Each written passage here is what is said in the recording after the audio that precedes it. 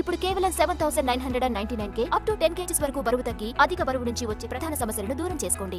Box office ఊచకోత ఎలా ఉంటుందో మిగిలిన ఇండస్ట్రీస్ కి టేస్ట్ చూపించిన టాలీవుడ్ ఈ ఏడాది మెరుపులు మెరిపించలేక చట్కిల పడింది.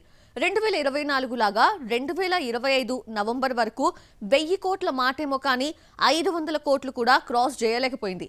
డిసెంబర్ 5th వస్తున్న అఖండ 2 కనీసం సంక్రాంతికి వస్తున్నాం ఓజీ కలెక్షన్స్ నైనా బీట్ చేయగలదా?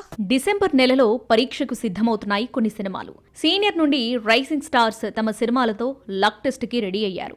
బాలయ్య బోయపాటి కాంబోలో తెరకెక్కిన అఖండ 2 డిసెంబర్ 5న ప్రేక్షకుల ముందుకు రాబోతుంది. ఇక్కడే కాదు, బీ టౌన్ లోనూ ఢాకు మహారాజ్ తో బాలయ్యకు క్రేజ్ పెరగడంతో అక్కడ కూడా భారీ ఎత్తున ప్లాన్ చేస్తున్నారు. సనాతన హైందవ ధర్మానికి ఎక్కువగా కనెక్ట్ అయ్యే నార్త్ ఆడియన్స్ ఈ సినిమాకు కూడా పట్టం కడతారన్న హోప్స్ వ్యక్తం చేస్తుంది టీం. రోషన్ కనకాల మోగ్లీ అనే డిఫరెంట్ కాన్సెప్ట్ లవ్ స్టోరీతో రాబోతున్నాడు. డిసెంబర్ 12న ఈ మూవీ ప్రేక్షకుల ముందుకు రాబోతుంది. కలర్ ఫోటోతో ఫేమ్ తెచ్చుకున్న సందీప్ రాజ్ దర్శకత్వంలో వస్తున్న సెకండ్ మూవీ కావడంతో అంచనాలు భారీగానే ఉన్నాయి.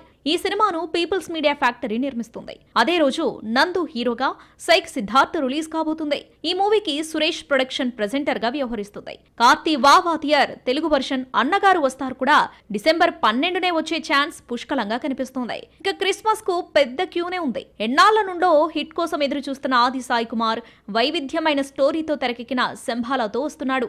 సూపర్ న్యాచురల్ థ్రిల్లర్ గా తెరకెక్కిన శంభాలా డిసెంబర్ 25న రాబోతుంది. అదే రోజున రోషన్ స్పోర్ట్స్ డ్రామా ఛాంపియన్ తో ప్రేక్షకుల ముందుకు రాబోతున్నాడు. ఇవే కాదు, నిర్మాత సురేష్ ప్రెజెంటర్ గా వ్యవహరిస్తున్న పతంగ్, దండోరా లాంటి చిన్న చిన్న సినిమాలు కూడా క్రిస్మస్ రోజునే థియేటర్లను ఆక్యుపై చేయబోతున్నాయి. వీటికన్నా ముందు టాలీవుడ్ బాక్స్ ఆఫీస్ పై దాడి చేయబోతుంది dubbing film Avatar 3. James Cameron అద్భుత కళాఖండం Avatar fire and ash December 19న ప్రేక్షకుల ముందుకు రాబోతుంది. ఈ సినిమా క్లిక్ అయితే క్రిస్మస్ కి రిలీజ్ అయ్యే సినిమాలపై భారీ ప్రభావం చూపిస్తుందని క్రిటిక్స్ వాదన.